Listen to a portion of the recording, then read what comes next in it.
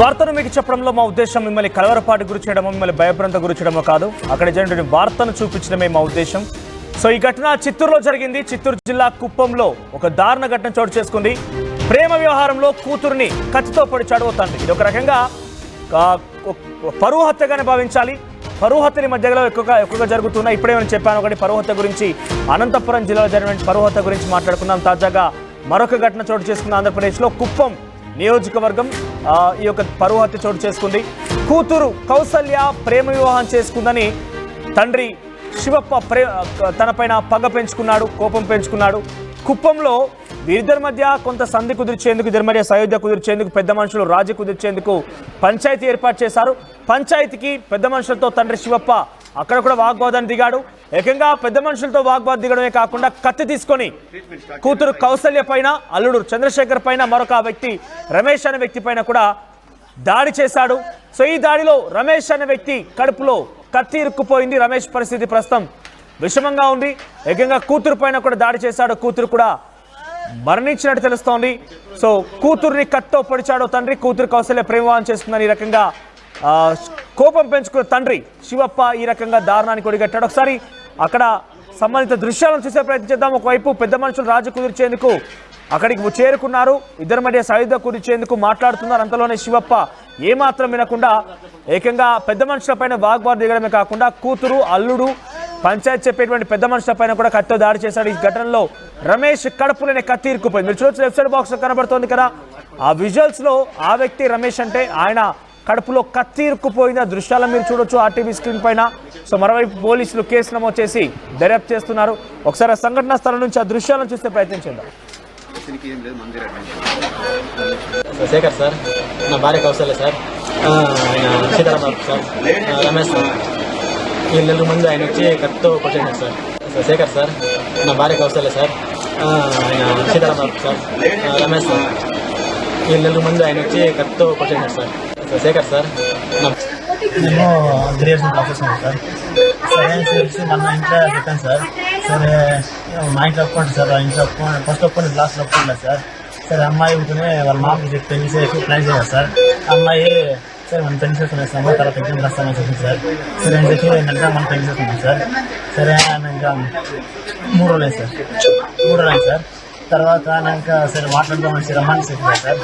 సరే అని చెప్పి అక్కడ సార్ ఫస్ట్ మాట్లాడమని పార్క్కి అక్కడ వెళ్ళదు సార్ ఆయన. సరే సార్ కూడా చదువుకోవడము మాట్లాడడానికి అక్కడ వెయిటింగ్ అడుగుతుంది సార్. ఇస్తాను సార్ ఉన్నాం సార్. సరే ఫస్ట్ వచ్చారు సార్ వాళ్ళ నాయన వాళ్ళ అమ్మ వచ్చి అభిని రమ్మన్నాడు సార్.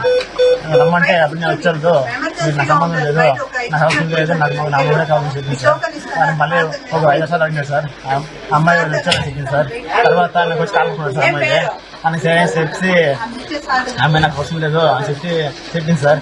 తర్వాత అమ్మాయిని పొట్టి కత్తి తీసినాడు సార్.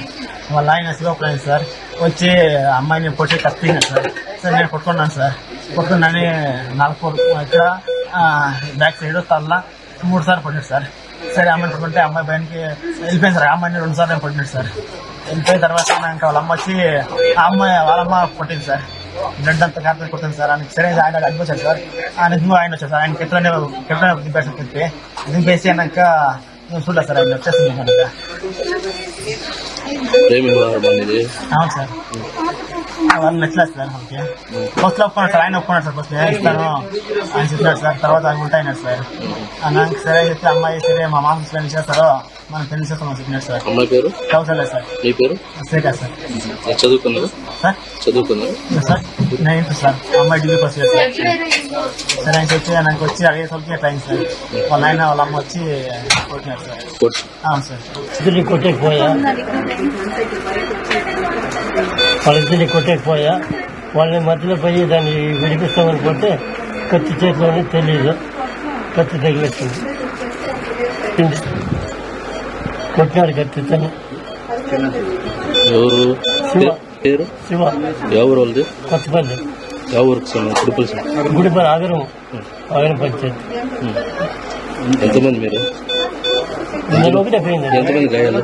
నూరుగిరికి ఇద్దరిని కొట్టకపోయా. వాళ్ళని మధ్యలో పోయి దాన్ని విడిపిస్తామని పోతే కత్తి చేతిలోనే తెలియదు, కత్తి తగిలిస్తుంది. కొట్టినాడు కత్తితోని. ఎవరు పేరు శివ ఎవరు వాళ్ళది కొత్తపల్లి ఎవరికి కుడిపల్సి గుడిపల్లి ఆగరం పంచాయతీ. ఎంతమంది మీరు నేను ఒకటే పోయింది. ఎంతమంది గాయాలు? రైట్, కుప్పంలో ఈ దారుణం జరిగింది. ఇది కూడా పరువు హత్యగానే భావించాలి. కూతురు తనకి తెలియకుండా తనకి ఇష్టం లేని వ్యక్తిని పెళ్లి చేసుకుందని కోపం పెంచుకున్నాడు తండ్రి శివప్ప. అంతలోనే పెద్ద మనుషుల సమక్షంలో సంధి కుదుర్చేందుకు, వారిద్దరి మధ్య సయోధ్య కుదుర్చేందుకు పెద్ద మనుషుల సమక్షంలో పంచాయతీ ఏర్పాటు చేశారు. ఆ పంచాయతీకి హాజరైన తండ్రి అక్కడ పెద్ద మనుషులపైన వాగ్వాదం దిగడమే కాకుండా కత్తి అప్పుడే ముందస్తుగా తీసుకొచ్చుకొని ప్రీ ప్లాన్డ్గా ఆయన ఆలోచించి ఉంటాడు బహుశా. అందులో భాగంగానే కౌసల్య తన కూతురు పైన దాడి చేశాడు, ఆ అల్లుడి పైన దాడి చేశాడు, మరొక ఇద్దరు పెద్ద మనుషుల పైన కూడా దాడి చేశారు. ఈ క్రమంలో ఒక పెద్ద మనిషి కడుపులోనే కత్తి ఇరుక్కుపోయింది, హాస్పిటల్లో చికిత్స పొందుతున్నాడు. ఆయన పరిస్థితి విషమంగా తెలుస్తోంది. మరిన్ని అప్డేట్స్ సురేష్ అందిస్తారు. సురేష్, ఏం జరిగింది? ఎన్ని రోజులుగా వారిద్దరి మధ్య ఈ ప్రేమ వివాహం జరిగింది? సో ప్రెసిడెంట్ పెద్ద మనుషుల సమక్షంలో ఎందుకు పంచాయతీ చేయాల్సి వచ్చింది? అంటే ఏదైనా వివాదం ఉండేదా? గతంలో గొడవలయ్యాయా లేకపోతే పోలీసు వరకు ఈ సమస్య వెళ్ళిందా? అప్డేట్స్ ఏంటి? ఏదైతే ఇవాళ కుప్పంలో దారుణమైన సంఘటన చోటు చేసుకుంది. ఏదైతే ప్రేమించిందని కూతురు గత 3 ఏళ్ళ ప్రేమ వ్యవహారం నడుస్తుంది. అయితే 3 రోజుల క్రితమే ఆ అమ్మాయి వివాహం చేసుకోవడం జరిగింది. అయితే ఆ యొక్క ప్రేమ వివాహానికి అంగీకరించినటువంటి తండ్రి ఇది మధ్యస్థం చేయాలంటూ పెద్ద మనుషుల ఆధ్వర్యంలో మధ్యస్థం పెట్టాడు. అయితే ఇవాళ ఉదయం ఏదైతే కుప్పంలో ఉన్నటువంటి ఆర్ఎంబై గెస్ట్ హౌస్ సమీపంలో మధ్యస్థం నిర్వహించారు. ఆ తరుణంలోనే ఒక్కసారి ఏదైతే తండ్రి ఆ కత్తి తీసుకుని ఒకసారిగా కూతురి మీద అల్లుడి మీద దాడి చేసిన పరిస్థితి. ఇదే తరుణంలో అక్కడ పెద్ద మనుషులుగా వచ్చినటువంటి 2 వ్యక్తుల మీద కూడా ఈయన కత్తితో దాడి చేశారు. అందులో ఇద్దరికి తీవ్ర గాయాలైనటువంటి పరిస్థితి. ఒక వ్యక్తికి కడుపులో గుచ్చినటువంటి కత్తి అలాగే ఇరుక్కుపోవడం తోటి ఒకటిన అతన్ని హాస్పిటల్ తరలించారు. హాస్పిటల్ తరలించినటువంటి వారినంతా కూడా ఏదైతే అత్యవసర విభాగం దీంతో అందిస్తున్నటువంటి పరిస్థితి. ఏదైతే ఈ యొక్క సంఘటన పట్ల ఒక్కసారిగా కుప్పంలో కుప్పం ఉలిక్కిపడిందని చెప్పాలి. ఏదైతే కన్న కూతురి మీద తండ్రి దాడి చేయడం అన్నది ప్రతి ఒక్కరు కూడా దీన్ని ఆశ్చర్యం గురవుతున్నటువంటి పరిస్థితితో కుప్పలో నెలకొనింది.